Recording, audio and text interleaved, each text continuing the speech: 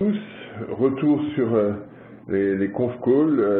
On va parler de la France parce que en fait j'ai pensé à ce titre ce matin après avoir commenté l'indicateur de confiance des consommateurs qui est sorti à un niveau épouvantable et donc je me suis dit bon, on va peut-être revenir là-dessus. Donc voilà, on parlera de la situation française. Là-dessus il n'y a pas d'ambiguïté. Et si vous avez des questions, n'hésitez pas parce que c'est voilà, autant que ce soit le plus efficace possible sur cette question de l'économie française qui est en difficulté, disons-le très clairement, et où il y a toujours des interrogations, notamment après la publication de ce type d'enquête, qui montre que l'environnement est pas encore est loin d'être serein du côté des ménages. On verra tout à l'heure dans le détail ce que nous dit l'enquête.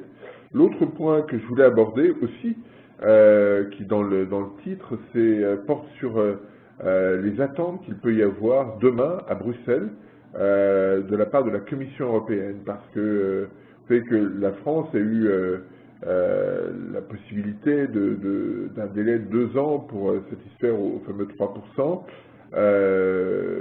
Pour l'instant, ça n'est pas encore officiel, ce sera officialisé demain, et donc il sera intéressant de voir la façon dont les choses sont formulées. On reviendra dessus tout à l'heure parce que j'aurai quelques commentaires à faire sur ces questions. Voilà, c'est les deux points que je veux aborder en fin de séance. Sur la France, il y a pas mal de grâces. Sur la zone euro, sur la Commission, il n'y a pas de grâce, mais on verra ça tout à l'heure. Alors, les problématiques de cette semaine, il y a des problématiques conjoncturelles, hein, publication d'enquêtes qui ont été faites, l'intervention de Bernanke, ce qui s'est passé au Japon. Voilà, il y a toute une série d'éléments sur lesquels on doit forcément revenir et qui sont importants avec des nuances à apporter, parce que sur le Japon, je ne suis pas sûr que la baisse du marché soit une remise en cause profonde de ce qu'a fait AB. C'était simplement, à mon sens, à la fois une inquiétude sur l'activité, une incertitude liée à Bernanke et une réponse qui manque peut-être de crédibilité de la part des autorités japonaises. On y reviendra tout à l'heure. Mais commençons par les enquêtes auprès en zone euro, hein, parce que c'est un point quand même majeur la semaine dernière, de voir comment la situation a évolué à travers les enquêtes PMI Market du mois de mai. Vous avez ici le graphique désormais traditionnel, hein, où vous avez l'enquête en ligne et puis le PIB en bâtonnet, et on voit effectivement, la cohérence entre les deux, c'est toujours bon de le souligner, et puis deux, le fait que la situation au mois de mai reste extrêmement faible, hein, puisque on est à, je reprends le chiffre, mais on est à 46,7 de mémoire, donc c'est un niveau qui reste plutôt faible. Je ne l'ai pas mis dans mon document, mais c'est pas très grave. On reste sur des niveaux qui sont faibles. Alors, juste un point là-dessus, un peu méthodologique. Parfois, on m'interroge sur le niveau que je prends de cet indicateur, parce que c'est pas généralement celui qui est retenu. Alors, pourquoi je prends celui-là? Celui qui est retenu, généralement, c'est la moyenne qui est donnée par Markit entre la production du secteur manufacturier et la production du secteur des services. Mais on voit bien que sur ce type d'éléments, on perd une partie de l'information, puisque la production dans le secteur manufacturier est une composante de l'indice PMI du secteur manufacturier, puisqu'il y en a d'autres, il y a les commandes, il y a l'emploi, il y a les stocks, etc. Et donc, Markit calcule cet indicateur PMI pour le secteur manufacturier. Il calcule avec une méthodologie assez proche la même chose pour les services. Et l'indicateur que je prends est une moyenne de ces deux indicateurs synthétiques, des indicateurs sectoriels. Et donc ça me paraît un peu plus pertinent, même si les profils sont les mêmes, mais les niveaux ne sont pas forcément exactement les mêmes, et celui-là me paraît plus pertinent. Voilà, c'était juste sur cet aspect un peu technique, mais voilà. Donc, ce que nous dit cette enquête sur avril-mai, c'est que le chiffre de PIB sera probablement encore négatif. En d'autres termes, ce qu'on constate dans ces enquêtes, c'est qu'on ne perçoit pas, toujours pas, en zone euro, de facteurs de décalage, d'éléments qui permettraient d'imaginer un rebond significatif et rapide de l'activité. C'est ça le point majeur auquel on doit être attentif. Quand on regarde les enquêtes, quand on regarde les commandes, quand on regarde l'emploi, on reste sur des niveaux très faibles quand on prend l'ensemble des indicateurs. Si on regarde par zone géographique, vous voyez, la situation reste extrêmement préoccupante parce que l'indicateur allemand chute de façon significative. Hein, on est à 48. Ça devient significatif, c'est-à-dire que l'environnement allemand se détériore et on le voit sur les commandes prises généralement. On a une fragilité des services qui est significative et vous voyez, la dynamique allemande est une dynamique qui est conditionnée très fortement par le secteur manufacturier et ce secteur manufacturier en Allemagne aujourd'hui est relativement fragile. Hein, on est sur des niveaux qui sont en dessous de 50 et qui reflètent le fait que les marchés naturels des exportations allemandes ne sont pas très dynamiques. C'est le cas des pays européens, bien sûr, c'est le cas de l'Asie. Et donc, il n'y a pas cet effet d'entraînement qui joue favorablement ensuite sur les services par contagion. On n'a pas ce phénomène et c'est une des raisons pour lesquelles le secteur des services se recule de façon significative et entraîne l'indicateur à la baisse. Sur la France, les deux composantes s'améliorent, même si elles restent à un niveau très faible. Mais là, quand on regarde les causalités, il y a une indépendance relative des services par rapport au secteur manufacturier. On n'est pas tout à fait dans la même configuration qu'en Allemagne. Mais quoi qu'il arrive, les deux indicateurs, France et Allemagne, restent très faibles. On n'a pas les autres pays à ce stade des publications. On a juste ces trois éléments, mais ça donne une indication sur le fait que les autres pays sont probablement un petit peu améliorés compte tenu de l'amélioration légère de l'indicateur PMI et de la chute de l'Allemagne. Donc il y a probablement sur l'Italie, sur l'Espagne, des chiffres qui sont équivalents au moins à ce qui avait été observé au mois d'avril. Donc pas de drame supplémentaire, pas d'accélération à la baisse. Et ici vous avez l'évolution des indicateurs sectoriels. Donc l'indicateur global est ici en violet, l'indicateur manufacturier s'est amélioré, l'indicateur des services, lui, s'est dégradé, notamment sous l'influence de l'Allemagne. Si on regarde l'emploi, on n'a pas de signaux très robustes. Hein. Vous avez en ligne l'évolution de l'emploi dans l'enquête. On retombe un petit peu. Hein. Il y a eu une amélioration en mars-avril. Elle retombe au mois de mai et on voit bien la corrélation très forte qu'il y a avec l'emploi et cette situation suggère que la dynamique de l'emploi va continuer de se dégrader assez sensiblement au premier trimestre de cette année et probablement on ne peut pas spontanément imaginer qu'il y ait un changement de tendance très, très brutal. Donc ça c'est un aspect important. Juste un point ici.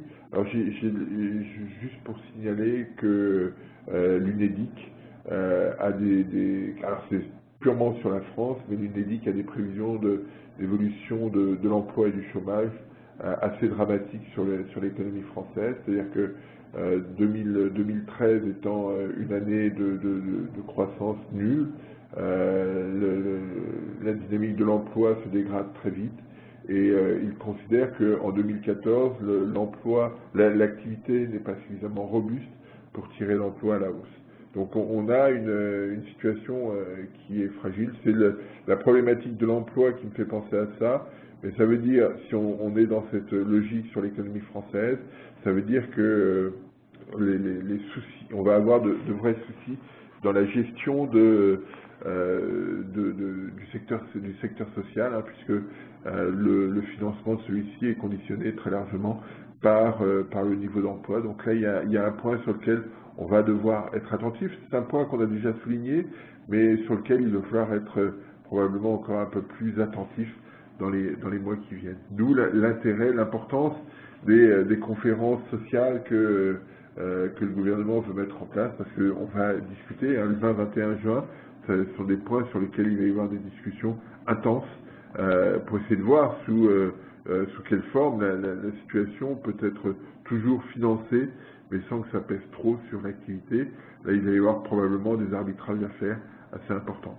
Alors, dans toutes ces nouvelles sur l'activité, il y a quand même des signaux un peu plus positifs. Vous avez ici l'évolution du ratio commande sur stock dans l'enquête PMI dans le secteur manufacturier, c'est la ligne violette. Et vous avez en bâtonnet l'évolution de la production industrielle en variation sur 3 mois. Les deux indicateurs sont toujours bien corrélés et le ratio est revenu à 1. Ça veut dire qu'il n'est plus l'ajustement sur les stocks a eu lieu en partie, et donc il n'est plus forcément nécessaire les entreprises n'auront plus nécessairement la capacité de puiser uniquement dans leur stock pour répondre à leurs demandes. Il y aura probablement une augmentation de production, et ça c'est plutôt intéressant, c'est plutôt un signal positif pour l'activité. Si on a une idée d'une causalité qui va du secteur des biens vers les services, hein, comme je l'évoquais tout à l'heure pour l'Allemagne, ce signal peut être un premier élément intéressant. On a la même chose sur la France. Là, la production est en variation sur 6 mois. La corrélation est un petit peu moins bonne, mais on voit bien quand même qu'il y a une cohérence assez marquée, avec une anticipation à travers le ratio. Et donc on devrait avoir progressivement une meilleure orientation de la production industrielle française. Ça prendra du temps, mais on a là des signaux qui sont plus favorables, et on a la même chose sur l'Allemagne. Donc voilà, observons ces éléments qui traduisent progressivement un changement lié à des ajustements sur les stocks. Situation des consommateurs, on a eu l'estimation flash pour l'ensemble des pays de la zone euro. Ça reste à un niveau très faible, hein, puisque même s'il y a un rebond depuis le point bas du mois de novembre, on reste très au-dessous d'un écart type par rapport à la moyenne. La moyenne est à 0 par construction. Un écart type, c'est plus 1 ou moins 1, et on est à 1,2, 1,3 écart type. C'est beaucoup, ça veut dire qu'on est quand même dans les zones un peu exceptionnelles, hein, puisque je vous rappelle que dans la zone plus ou moins un écart type, ça représente à peu près les 2/3 des points d'observation, et donc là on est un peu à l'écart, et donc toujours dans une situation assez fragile. On verra tout à l'heure sur l'indicateur français. Sur les indicateurs qu'on a eu la semaine dernière, on a eu le détail du PIB allemand. C'est un point extrêmement intéressant parce que quand vous regardez, vous avez ici la décomposition par grand poste de contribution. Le seul poste qui contribue positivement, c'est la consommation,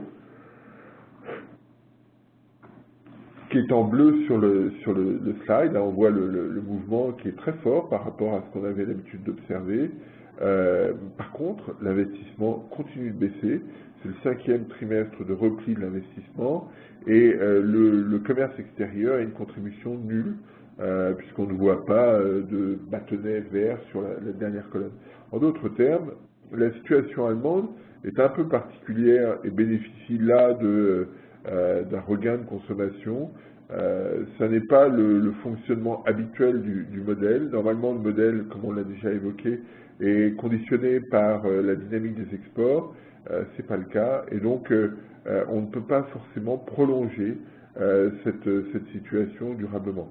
Et on voit bien que quand on regarde le PIB du premier trimestre, on est à 0,06% de hausse.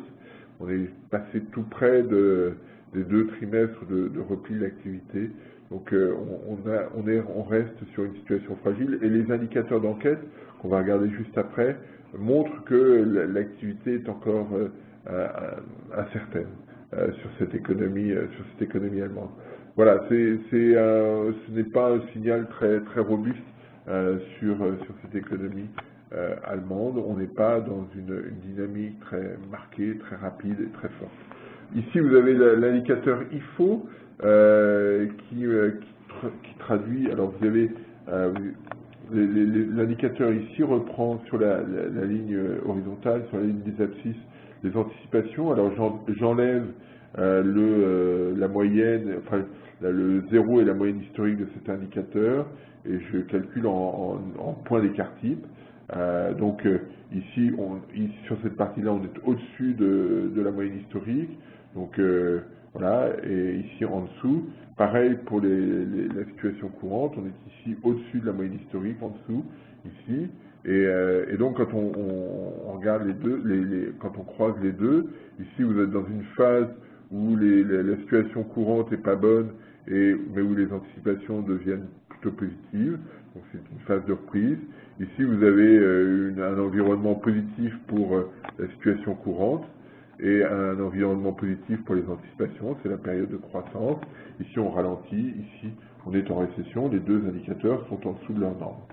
Voilà, alors quand on regarde les chiffres depuis janvier, on est dans cette zone ici, avec des anticipations qui ne sont pas très dynamiques et qui n'ont pas bougé au mois de mai en moyenne, hein, puisque l'indicateur évolue sur à la hausse uniquement sur la situation la situation courante.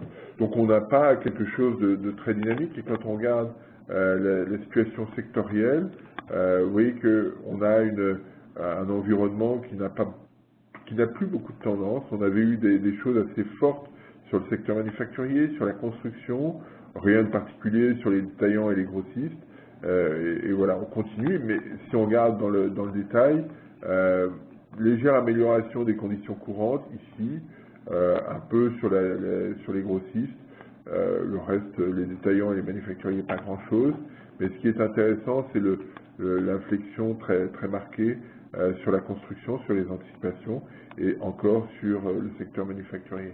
En d'autres termes, les deux facteurs qui avaient tiré l'IFO vers le haut, via des anticipations très optimistes, alors qu'on pouvait appréhender pour le secteur manufacturier, parce que c'était lié en grande partie à ce qui se passe en Chine, mais qu'on n'a toujours pas compris sur le secteur de la construction.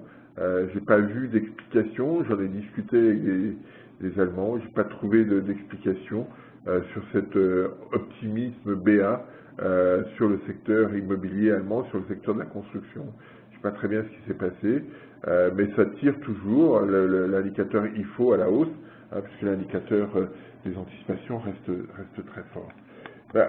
L'incertitude quand même sur l'Allemagne, comme je disais tout à l'heure que l'environnement reste incertain, eh bien on l'a ici sur ce graphique, où vous avez les trois indicateurs de conjoncture allemands, hein, les trois enquêtes qu'on suit, l'IFO, le ZOO et l'enquête PMI. Et vous voyez que vous avez le choix, là, si vous avez, selon le souhait que vous avez, vous pouvez être optimiste et choisir l'IFO, on remonte au mois de mai par rapport à avril. Vous êtes neutre, vous choisissez le ZOO qui est assez stable, ou vous êtes pessimiste et vous prenez le PMI. Donc vous avez le choix dans l'indication, dans l'appréhension de la dynamique allemande. Ça traduit de l'incertitude, c'est-à-dire que les échantillons ne sont pas tout à fait les mêmes, mais on sent bien qu'en fonction de l'échantillon, vous avez des réponses qui sont de nature différente, et ça traduit bien une situation d'incertitude et d'absence de dynamique forte commune à l'ensemble de l'économie allemande. C'est ça qu'il faut retenir aujourd'hui. Voilà, c'est ce que je voulais évoquer sur l'Allemagne, sur les indicateurs dont on a pu disposer. Sur l'Angleterre, alors sur l'Angleterre, tout le monde s'est réjoui, l'Angleterre va mieux, on a échappé à la double récession, très bien, tout va très bien, sauf que quand on regarde le détail du PIB, eh bien on est beaucoup moins convaincu, puisque quand vous regardez les contributions, vous apercevez que là c'est le bâtonnet vert qui est important. Et le bâtonnet vert, c'est l'évolution des stocks.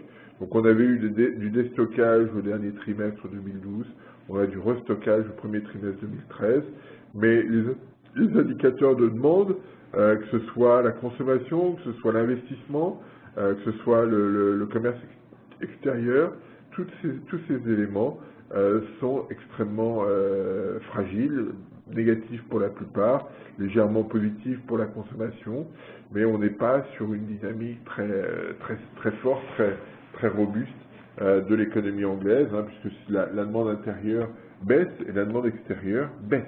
Donc il n'y a pas de quoi se réjouir. Cameron n'a pas encore totalement gagné. Alors si on regarde les enquêtes qui sont menées auprès des entreprises, on a, ça c'est l'enquête qui est publiée, alors on n'a pas d'indicateurs avancés sur les PMI britanniques, mais on a cette enquête du CBI, et ce qu'on doit noter, alors on a un petit rebond ici, on peut le visualiser, on a un petit rebond ici sur le chiffre du mois de mai, mais je vais peut-être prendre un truc un petit peu plus réduit.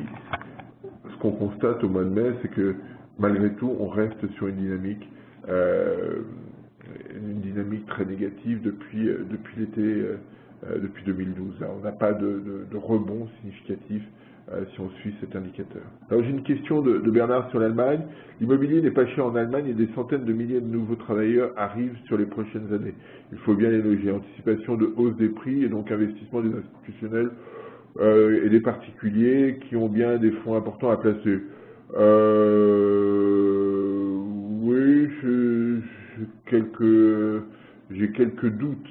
Il y a eu, il y a quelques mois, un intérêt pour l'immobilier allemand. Il a fait un petit peu long feu parce que il va y avoir un peu de construction, il va y avoir des éléments, mais pour l'instant, quand on regarde l'activité allemande, ça fait 10 ans qu'il ne se passe rien sur l'immobilier, et je ne suis pas sûr que l'arrivée de travailleurs étrangers change la donne, parce que déjà on a eu des sorties de travailleurs étrangers qui ont pu être observées au moment où la situation s'est dégradée en Allemagne en 2008-2009. Je suis pas convaincu par cette explication. Peut-être que ce sera la bonne, mais globalement, malgré tout, même si on attend dans les années qui viennent des travailleurs étrangers, que ça va générer de la construction, imaginons cela, la question c'est pourquoi d'un seul coup les anticipations sur la construction se sont accélérées aussi brutalement en Allemagne. C'est cette question-là que j'ai pas bien compris. J'avais imaginé que ce puisse être dans l'attente de normes de construction qui changent. A priori, c'est pas validé. Hein, on aurait pu imaginer qu'au 1er janvier 2014, par exemple, il y ait des changements dans les normes d'habitation, des changements sur les méthodes de construction, sur les budgets énergie, etc., et que il fallait se dépêcher de construire avant que ce soit fait. Mais pour l'instant, c'est pas encore ça.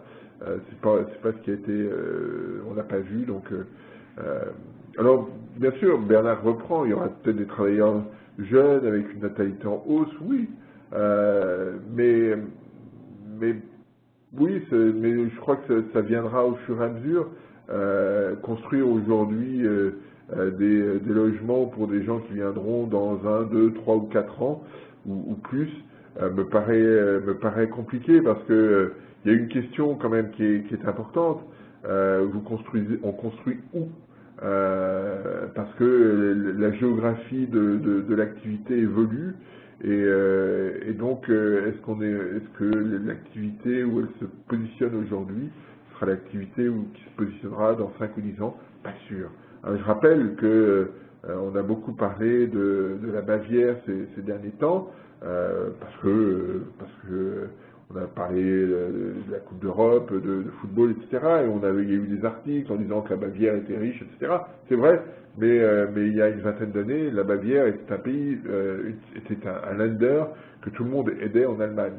Donc on peut avoir des inflexions assez significatives.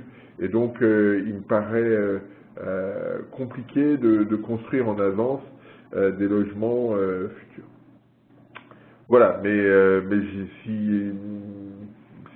enfin moi cette explication-là me convainc pas, mais peut-être que j'ai tort, on verra avec le temps. Donc revenons sur l'Angleterre, donc une dynamique des commandes qui reste fragile, on le voit ici sur le graphique, j'ai effacé cet affreux truc rose plutôt. Et quand on regarde du côté des consommateurs, c'est ça que je trouve le plus préoccupant. Vous avez ici les ventes de détail en volume, et on a une baisse significative au mois d'avril. On le voit, on avait un petit mouvement en mars, et puis une accélération au mois d'avril. Ce point-là est un point important. Pourquoi? Parce que le 1er avril, la situation des ménages, notamment les ménages les plus démunis, ou ayant un revenu inférieur au revenu médian, ont vu leur situation se dégrader. Alors, sous deux formes. La première, c'est qu'il y a un certain nombre de taxes qui ont été mises en place et les premiers touchés sont ceux dont les revenus sont les plus faibles. Notamment, je pense à une taxe sur les logements sociaux qui a été mise en place et qui est un facteur déstabilisant en Angleterre, puisque il y a la possibilité, enfin, il y a la mise en place d'une taxe si vous n'utilisez pas correctement le logement social dont vous bénéficiez. Et donc, il y a ça a été mis en place au 1er avril. Et donc, il y a des gens qui n'ont plus les moyens, il y a des gens qui ont été déplacés parce qu'ils n'avaient plus les moyens de payer cette taxe nouvelle.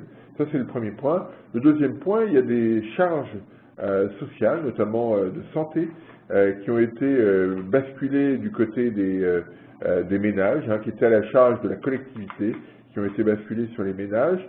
Et là aussi, ce sont les revenus les plus fragiles, qui sont touchés. Et donc, il y a des arbitrages qui risquent de pénaliser durablement la consommation au Royaume-Uni, notamment sur les revenus les plus faibles, pour lesquels la propension à consommer est très élevée. Ils consomment la plupart de leurs revenus.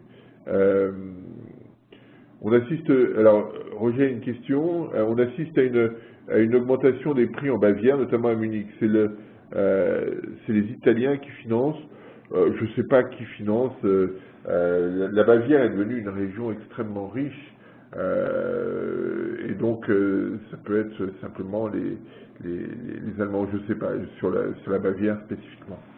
Donc voilà, c'est ce que je voulais évoquer sur l'Angleterre.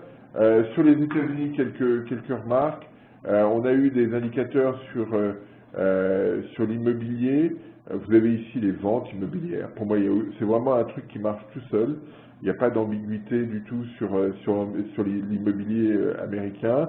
Surtout que, clairement, Bernanke n'a pas du tout envie de changer de stratégie. Donc il souhaite que les taux restent bas. Ce qu'il a dit la semaine dernière, même si il a un peu marché sur son bas de pantalon dans les questions-réponses, en d'autres termes, Bernanke, aujourd'hui, c'est un point que j'ai déjà abordé ici, mais que je répète, Bernanke ne souhaite pas, craint plutôt que l'économie ne soit pas suffisamment robuste pour valider une situation dans laquelle la politique monétaire soit un petit peu moins accommodante. Hein, il a en tête ce qui s'est passé en 37-38, je le rappelle, la situation est bonne, on dissocie la politique et d'un seul coup l'économie s'effondre. Et là, il a toujours cette crainte, compte tenu de la fragilité de la situation américaine. On n'a jamais eu une reprise d'activité aussi lente depuis la Seconde Guerre mondiale et il n'a pas envie de prendre ce risque-là. Donc c'est le point qu'il a défendu dans le texte qu'il avait écrit et effectivement dans les questions-réponses, il a dit oui mais si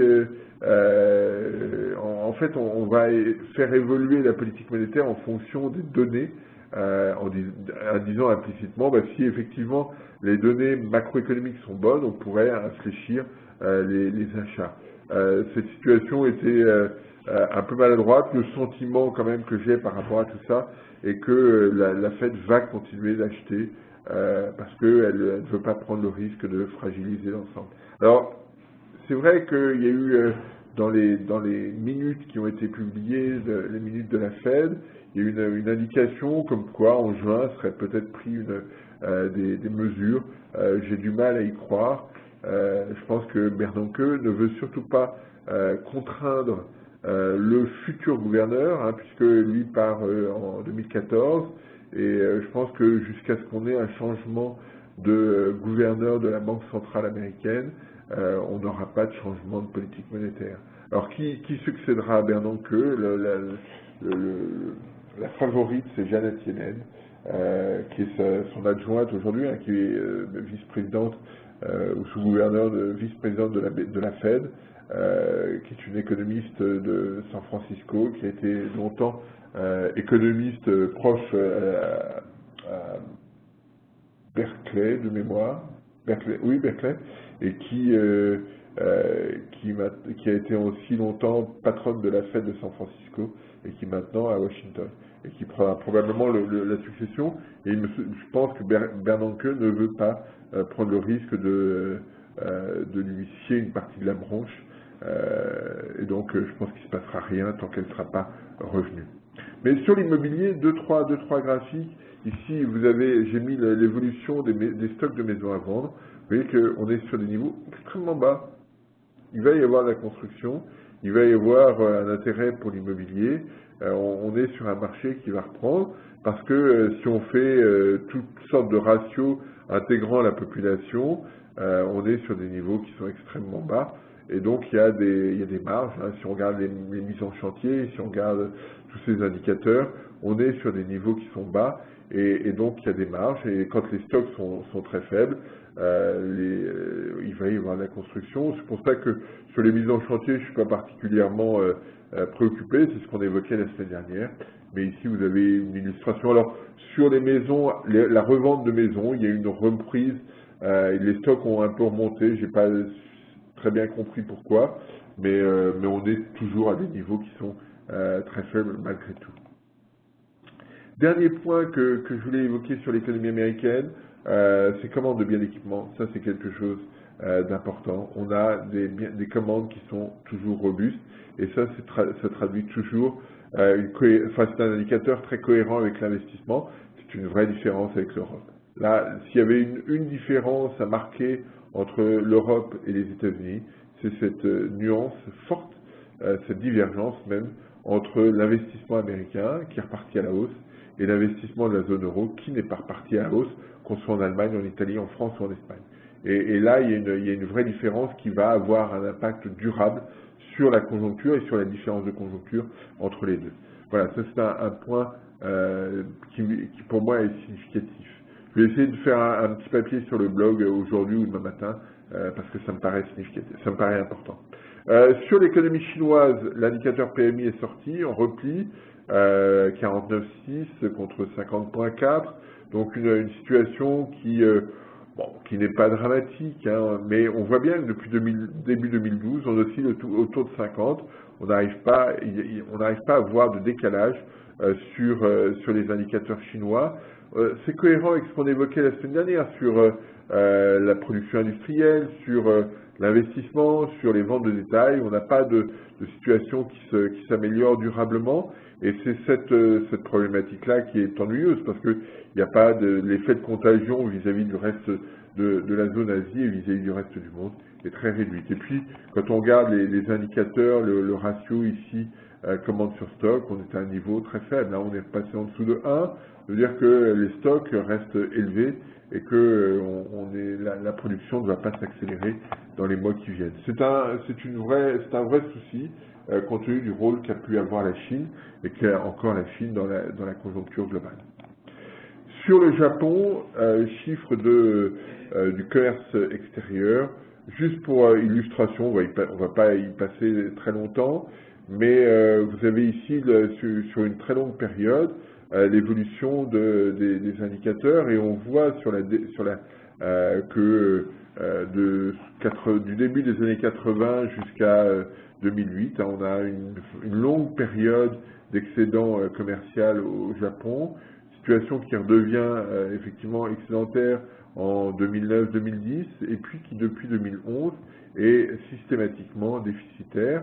On a une hausse des importations. Alors une bonne partie de ces importations, c'est de l'énergie, compte tenu des problèmes qui ont suivi Fukushima, et puis des exportations qui sont à la traîne et qui ne rebondissent pas de façon spectaculaire, hein, comme on le voit ici. Alors, sur l'impact du change ici est pas forcément nul, notamment sur les importations. Je pense que ça ne joue pas encore vraiment sur les exports, parce qu'on exporte plutôt au Japon des produits sophistiqués, même s'il y a de la nourriture, hein, du riz notamment, mais on exporte plutôt des produits sophistiqués avec des contrats, des choses comme ça. Donc l'impact d'une baisse de change est plutôt se lit dans le temps et pas immédiate. Sur les importations, via les matières premières énergétiques, ça joue plus rapidement. Et l'accélération qu'on a eue ici en février-mars, traduit probablement depuis le début de l'année, même d'une manière générale, cet effet du change sur les importations et notamment sur les importations de pétrole. Quand on regarde le solde entre les deux, alors j'ai lissé sur 3 mois, on a quelque chose de très dégradé sur l'économie japonaise, et on comprend bien pourquoi Abe veut changer cette donne, parce que là, compte tenu de l'ampleur du déficit, à un moment donné, ça va peser sur l'économie japonaise et donc contraindre cette économie japonaise, alors qu'elle ne l'était pas quasiment depuis 50 ans. Et donc ça, c'est quelque chose que les Japonais veulent éviter, et pour cela, il faut rééquilibrer cette balance.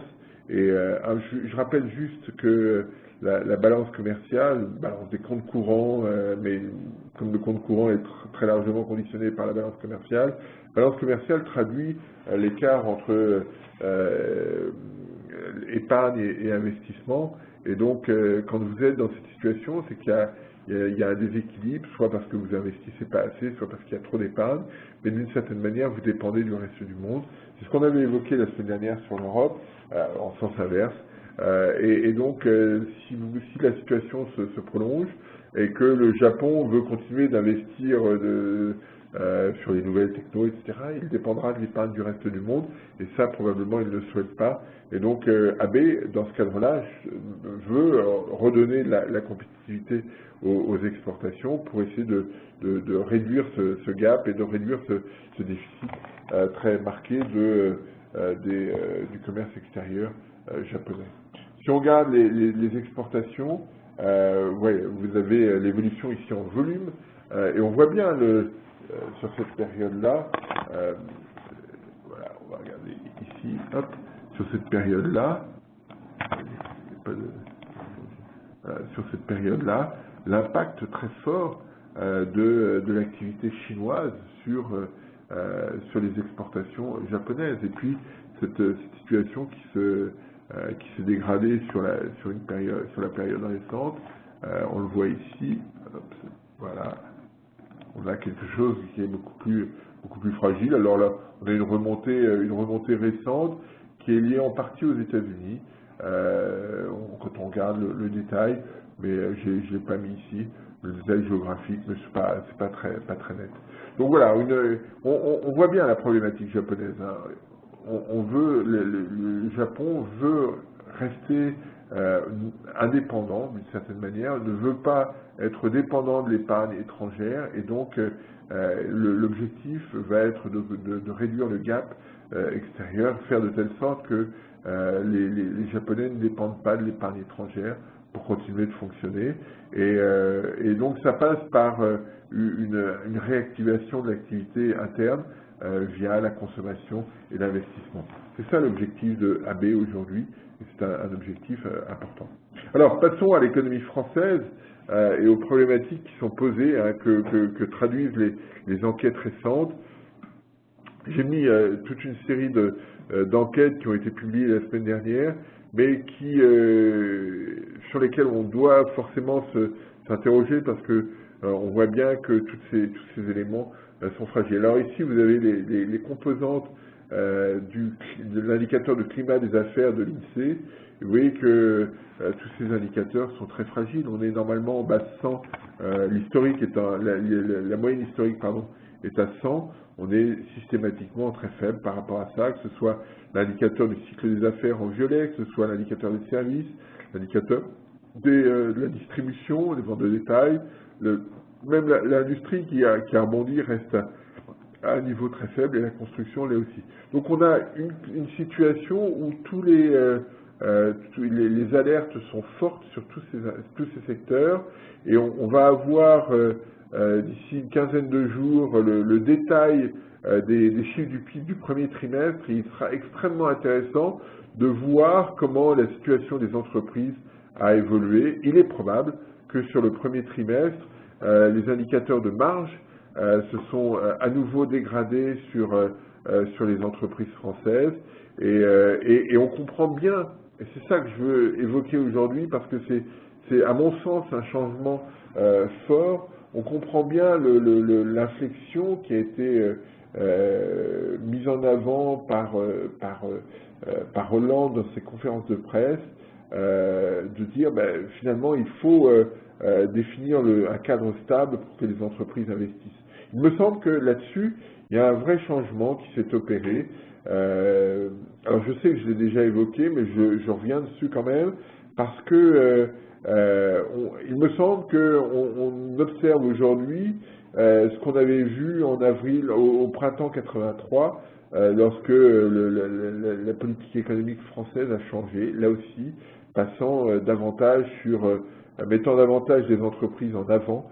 Il me semble qu'on rentre dans une logique de ce type-là. La question est de savoir qui va porter cette stratégie, parce que pour l'instant, on met en place des choses, mais Hollande reste un peu fragile, ne donne pas de signaux trop forts sur les solutions qu'il souhaiterait voir adoptées. Je pense notamment aux problématiques de retraite, aux problématiques d'allocation chômage. Il a dit on le fait, il faut que les partenaires sociaux discutent, mais il serait intéressant aussi qu'il y ait des options qui soient clairement évoquées, plus que comme on vit plus longtemps, il faudra travailler plus longtemps. Je pense qu'il faut le dire, effectivement, l'âge de la retraite va probablement être repoussé dans le temps, on imagine 65 ans. Donc ce sont des choses sur lesquelles la situation doit basculer. L'important, c'est d'avoir un cadre fiscal, d'avoir un cadre social stable pour que les entreprises investissent. C'est ça l'objet, c'est ça le véritable enjeu aujourd'hui. On ne jouera pas sur la consommation. Même si probablement Hollande, comme il l'a dit, souhaite que la fiscalité des ménages n'évolue pas, ne bouge pas en 2014, à la limite, c'est pas le plus important. Le plus important aujourd'hui, c'est ce qui se passe du côté des entreprises, qui est un investissement plus robuste, pour qu'on alimente la production potentielle et que finalement, à terme, la situation s'améliore. C'est ça l'enjeu, me semble-t-il, aujourd'hui. Et pour l'économie française, c'est ce basculement auquel on doit assister dans les semaines qui viennent. C'est ça qui est important aujourd'hui. Alors si on regarde dans le détail, ici vous avez l'indicateur du cycle d'affaires, il manque un petit bout ici, c'est pas grave, mais on est sur un niveau très bas, hein. On est vous voyez, 2008, 93, aujourd'hui on est sur ce niveau-là, donc on est sur une dynamique très, très réduite. Vous avez ici, alors c'est un peu, ça peut paraître un peu obscur, vous avez l'indicateur, le même que tout à l'heure, que précédemment, l'indicateur de cycle des affaires en violet, en bleu, pardon, et puis en violet, vous avez l'indicateur de retournement dont parle, que calcule l'INSEE. Quand on est à plus 1, c'est que tout va bien, quand on est à moins 1, c'est que la situation se dégrade, et pour l'instant, on est dans une situation, on est à moins 1 au mois de mai, donc on n'a pas de signaux suggérant que l'activité puisse reprendre rapidement. Alors j'ai une question, comment expliquez-vous la situation de la bourse française versus la situation économique de la France? Bien, comme toutes les bourses, hein, c'est-à-dire que on part du principe que les taux d'intérêt vont rester très bas. Donc vous avez des taux d'intérêt français grossièrement à 2 moins sur les taux à 10 ans. Vous estimez que sur les 10 prochaines années, vous avez une inflation qui va être probablement autour de 2%. Donc vous avez un taux réel, ex ante, qui est de l'ordre de 0. 0, ça veut dire que la question que vous devez vous poser en tant qu'investisseur, c'est est-ce que potentiellement je peux trouver un actif qui me rapporte plus que 0 dans les 10 ans qui viennent. Probablement sur des actifs plus risqués. Alors là, vous avez deux types de raisonnement.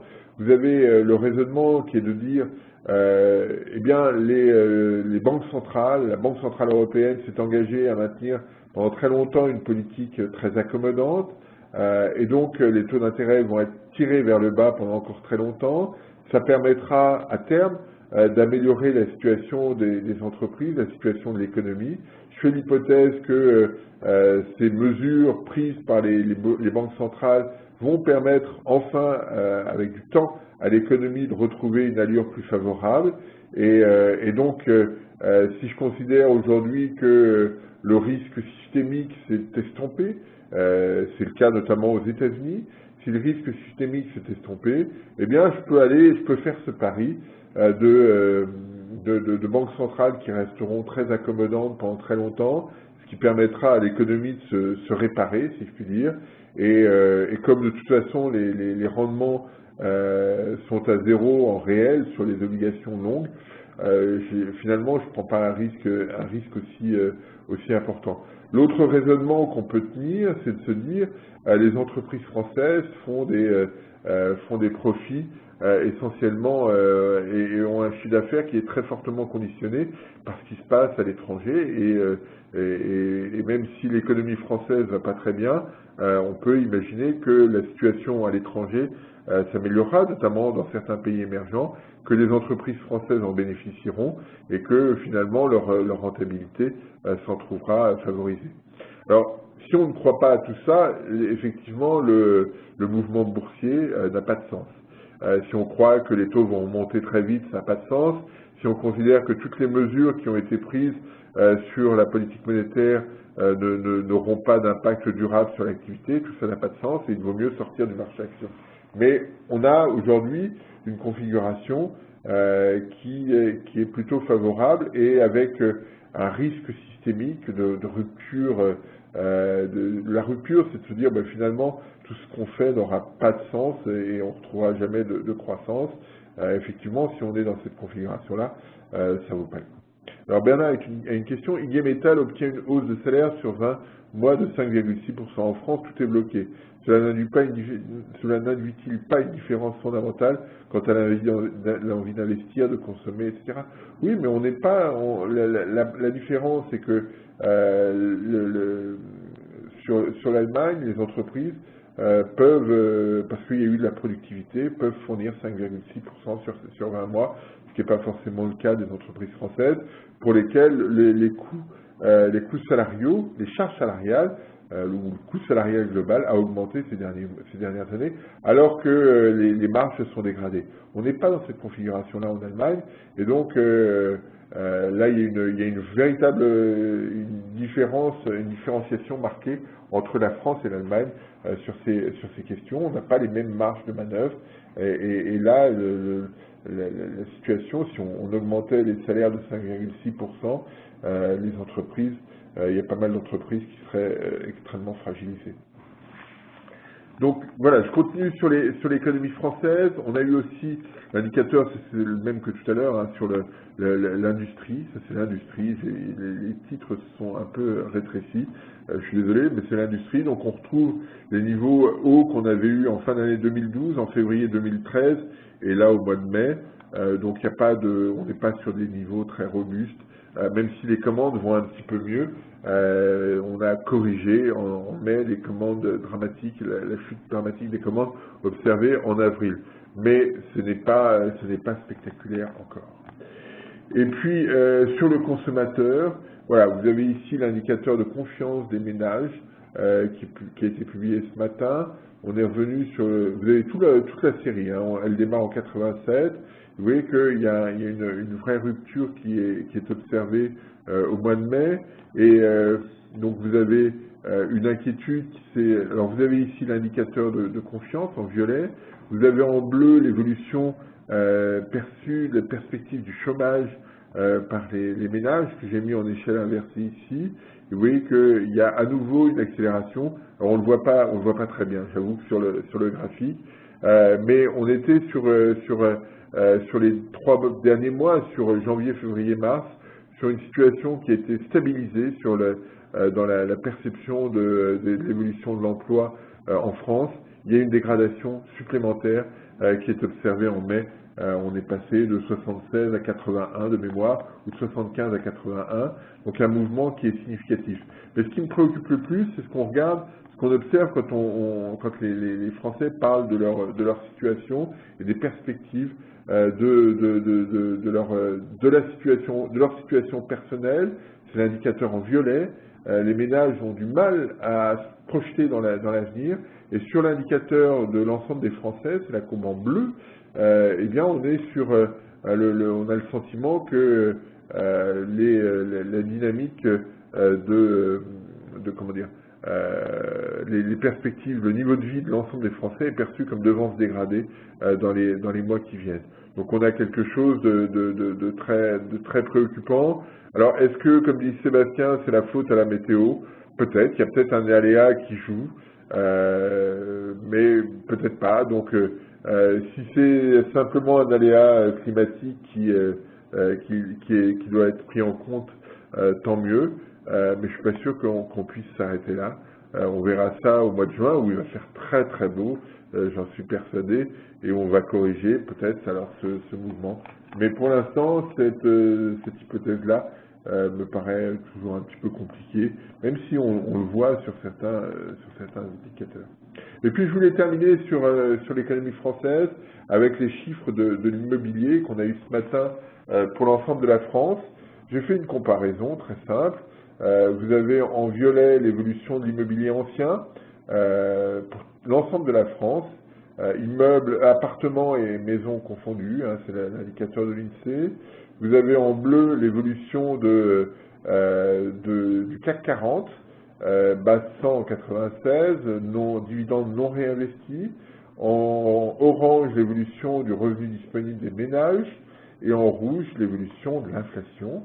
Voilà, si vous trouvez que l'immobilier est cher, vous en avez ici une illustration très simple sur l'économie française. L'immobilier est très cher aujourd'hui en France et continue de l'être par rapport à l'évolution du revenu disponible, par rapport à l'évolution des autres indicateurs. On a une déformation qui reste assez forte. Alors j'ai une question de Rémi. L'explosion du e-commerce n'a-t-elle pas tendance à freiner les investissements classiques sans report immédiat sur ce secteur encore trop méconnu? Oui, mais alors c'est vrai que c'est une situation perturbante et qui est probablement une source de fragilité dans la distribution. Mais l'investissement, ça n'est pas que de la distribution, et donc pour l'instant, ça me paraît être une hypothèse un peu forte de penser simplement que c'est le e-commerce qui est le facteur majeur pour expliquer ce repli de l'investissement. Ça, j'ai du mal à rentrer dans cette logique pour l'instant. Dernier point, donc voilà, une situation française qui reste préoccupante et sur laquelle j'espère que les choses sont en train de bouger. Je crois qu'il y a des choses à faire, mais ce matin, Stéphane Soumier sur BFM tweetait disant qu'il avait eu une conversation avec la ministre de l'Artisanat, donc j'ai oublié le nom, Sylvia Pintel, de mémoire, ou Patel, et qu'il trouvait que c'était pas gagné pour l'auto-entrepreneur, pour l'artisanat, parce qu'elle semblait extrêmement rigide dans son comportement. Donc voilà, Alors, mon ami de la Banque Populaire du Nord me demande s'il est possible d'avoir le slide de la page 33, celui qu'on voit là. Je vais le mettre sur mon blog tout à l'heure, parce que ça me semble être un graphique amusant. Et donc il sera disponible dans l'après-midi sur le blog, sachant que oui, donc il n'y a pas de problème pour en disposer. Voilà ce que je voulais évoquer. Dernier point sur la Commission européenne. Globalement, le schéma qui est en train de se mettre en place au niveau de la Commission européenne, c'est donnons un peu de temps, un peu de délai pour que les ajustements s'opèrent. C'est un point que j'avais déjà évoqué il y a 3 semaines ou un mois dans le blog, je ne sais plus exactement quand. C'était juste après la réunion du FMI, c'était début mai, et il me semble qu'on est dans ce cadre-là, c'est-à-dire que il va pas falloir prendre son temps, se dire parce qu'on a 2 ans, on va pouvoir faire n'importe quoi, mais clairement ça traduit, me semble-t-il, un changement dans la hiérarchie de la politique économique en Europe. La polémique qu'il y a eu sur Reinhardt et Rogov, sur le seuil de 90% de dette qui génère une chute de la croissance, ceci étant remis en cause, la Commission européenne a changé son credo et se dit que finalement il serait peut-être pas mal de faire de la croissance et de mettre les moyens pour développer la croissance. On attend le message demain sur cette question. Ça va être un point intéressant, mais si effectivement les Européens mettent en avant ce phénomène, si la BEI, comme ça a été évoqué, et je l'évoquais la semaine dernière, trouve des moyens pour financer les PME, notamment en Espagne, en Italie, pour retrouver une allure de croissance un petit peu plus favorable, là on peut avoir des signaux un peu plus forts sur la croissance européenne, enfin. Mais voilà, on reste encore sur du conditionnel, mais peut-être que la situation est en train de changer. Voilà ce que je voulais évoquer avec vous, et s'il n'y a pas d'autres questions, je vous souhaite une bonne semaine et vous donne rendez-vous la semaine prochaine. N'hésitez pas à aller vous balader sur le blog, et ce graphique-là, en tout cas, il sera tout à l'heure en français et en anglais. Voilà, bonne journée à tous, bonne semaine et à la semaine prochaine.